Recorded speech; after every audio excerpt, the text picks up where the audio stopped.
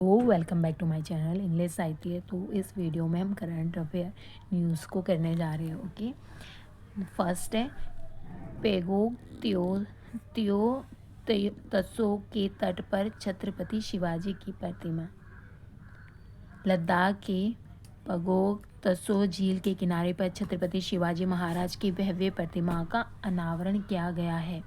वीरता, दूरदर्शिता और अटल न्याय की इस विशाल प्रतीक का उद्घाटन सेना के फायर पर फ्यूरी कार्पस तथा मराठा लाइट इन्फैंट्री के अधिकारियों ने किया। यह प्रतिमा समुद्र तल से 14,300 फीट की ऊंचाई पर स्थापित है। G20 पर आधारित पुस्तक का विमोचन। G20 पर आधारित पुस्तक का विमोचन किया गया है। ये डॉक्टर कामना जैन की ओर से लिखित पुस्तक है। भारत की G20 अध्यक्षता एक वैश्विक साझा भविष्य का विमोचन किया गया। ये G20 के बारे में विद्यार्थियों को इससे क्या है, नॉलेज मिल सकती है। अच्छी बुक है। शांति संधि के साथ समाप्त हुआ ग्वाटेमाला में 36 साल लंबा गृह युद्ध। ये हिस्ट्री से संबंधित क्वेश्चन है। 1996 29 दिसंबर को ग्वाटेमाला में 36 साल लंबा गृह युद्ध समाप्त हुआ था।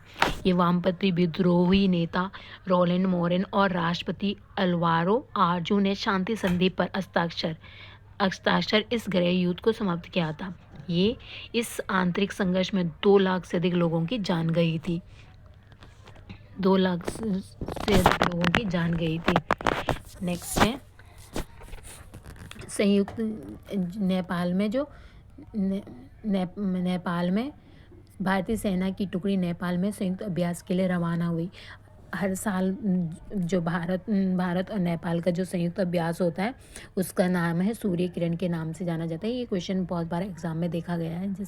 और ये क्या है, जंगल और पहाड़ों में आतंकवादी विरोधी अभियानों में अंतर संचालन क्षमता बढ़ाने के लिए भारतीय सेना के 324 सदस्य एक टुकड़ी संयुक्त सैन्य अभ्यास में भाग लेने के लिए शनिवार को नेपाल के लिए रवाना हुए हैं 28 दिसंबर को। और ये सूर्य किरण नाम से इस अभ्यास का 18वां संस्करण नेपाल के सलझंडी में 31 दिसंबर से 13 जनवरी 2025 तक चलेगा। ये सालाना प्रशिक्षण होता है, बारी बारी से दोनों देश में आयोजित किया जाता है। और ये भारतीय सेना की टुकड़ी की अगुवाई में 11वीं गोरखा राइफल्स से एक बटालियन कर रही है और नेपाली सेना का प्रतिनिधित्व सिरजुंग बटालियन करेगी। और सूर्य किरण अभ्यास का उद्देश्य संयुक्त राष्ट्र चार्टर के तहत पहाड़ों में संयुक्त अभियान और मानवीय सहायता आपदा राहत प्रदान करना है।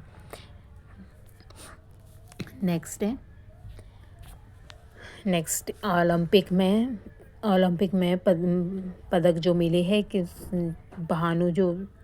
मनु भास्कर ने ओलंपिक की निशानेबाज में पदक जीता है। ये ओलंपिक में मतलब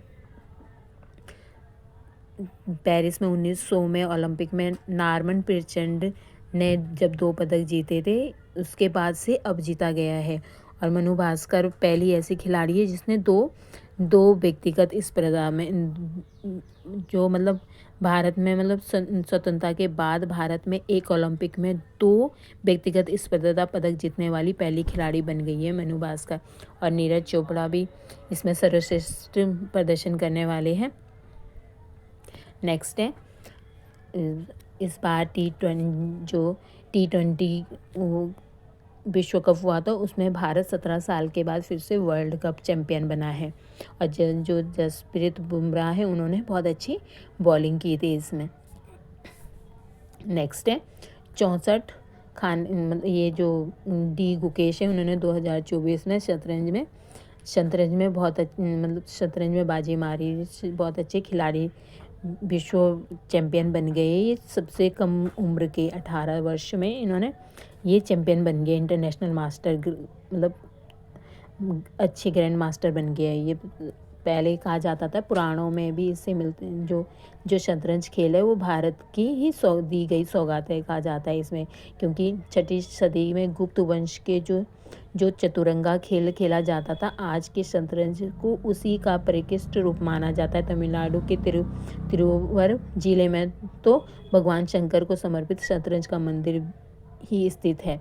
चतुरंगा बल्लभ नाथ मंदिर। ये अलग बात है कि दुनिया को खेल देने वाले भारत इससे पीछे रह गया था, लेकिन विश्वनाथ आनंद नामक खिलाड़ी ने इसे एक नई पहचान आरंभ की थी, क्योंकि वो 5 बार विश्व विजेता बने। तो लगा कि शतरंज दुनिया भारत में फिर से पुराना मुकाम मिलने लगा और ग्रैंड मास्टर मिलते रहे। लेकिन शतरंज के बादशाह जैसे कुछ नहीं रहा। 2024 में गुकेश ने तस्वीर ही फिर बदली। वो सबसे कम उम्र के विजेता बन गए। गुकेश और भी इसमें बहुत सारे खिलाड़ी हैं जैसे लेकिन अर्जुन एरिगेसी का भी नाम लेना ज़रूरी है, क्योंकि वो भी इतिहास के 2800 फीडे रेटिंग का आंकड़ा पार करने वाले दूसरे भारतीय खिलाड़ी है।